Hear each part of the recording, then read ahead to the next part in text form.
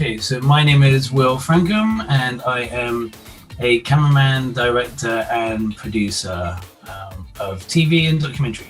So day to day now, my job basically involves filming TV programs, so interviews, especially during pandemic, a lot of interviews, going off filming anything for TV, documentaries basically, and making some independent short films. The main skills in my work are using a video camera, so some film camera. I do some video editing, lighting of interviews, stuff like that. And then I think that a big part of our job actually that people don't think about is some writing skills and then basically social skills, putting people at ease, conversational, trying to get the best out of people during an interview or during some filming.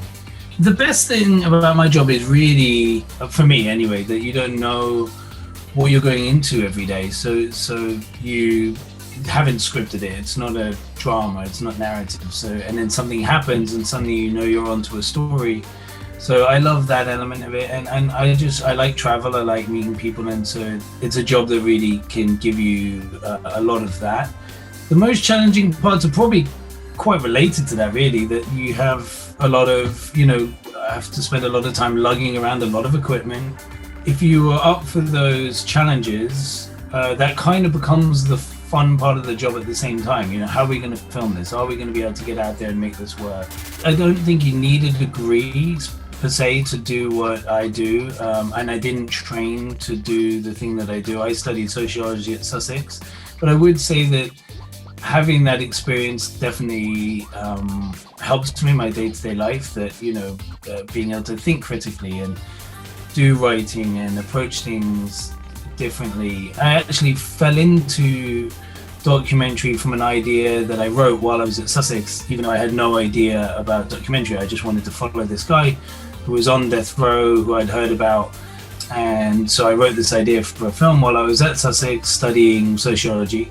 And then a few years later, we managed to actually get that off the ground and make that work. I learned the actual camera skills and the editing skills and things on the job, really.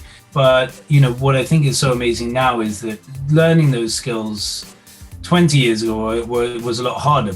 Now we all have those tools in our pockets. The way I learned by just sort of doing it is much more open to people now than it used to be. In terms of salary, it's hard to say because I'm a freelancer, so it depends on how many days a year you're working. But I would say, your average cameraman or director here, and then, in England we would call this a shooting PD role, which is, someone who is filming, producing and directing at once. I think they're looking at sort of £300 to £500 per day for the days they work. My tips now is to start as young as you want to start. The films that are winning Best Oscar documentaries every year are by young people. Don't be afraid to go out and get started. It took me till I was 25 to make my first thing. I wish I'd have started 10 years earlier.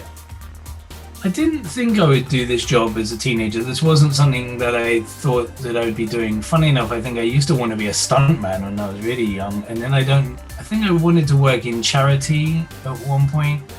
And I didn't see myself here. I kind of fell into it. But once I started doing, I really enjoy it every day. It is really fun to have lots of different experiences along the way.